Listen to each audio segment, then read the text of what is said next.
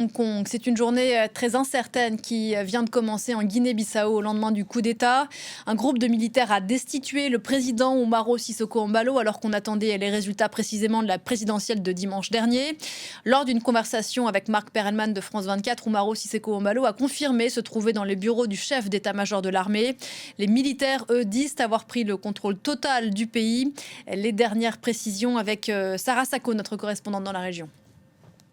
Il y a carrément des voix dans l'opposition qui crient à la manipulation et qui expliquent que Umaro Sissoco Embalo aurait, selon eux, perdu cette élection et que c'est pour ça qu'il aurait orchestré en quelque sorte son propre coup d'État. Alors rien ne prouve cela pour l'instant que ce scénario est vrai, hein, pour l'instant bien sûr. Ce qui est sûr, c'est qu'il y a encore beaucoup de zones d'ombre, beaucoup de questions autour de ce coup de force. Vous l'avez entendu dans le sujet, les militaires qui ont pris le pouvoir expliquent qu'il y a des politiques avec un baron de la drogue qui tentaient de déstabiliser le pays et que c'est pour ça qu'ils auraient fait ce coup d'État.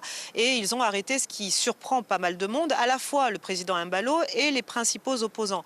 On ne sait pas non plus ce qu'ils vont faire du processus électoral. Ils le disent suspendu. Qu'est-ce que ça veut dire? Va-t-il y avoir une période de transition ou alors vont-ils proclamer plus tard les résultats? Qui dirige, qui est aux manettes du pays en attendant?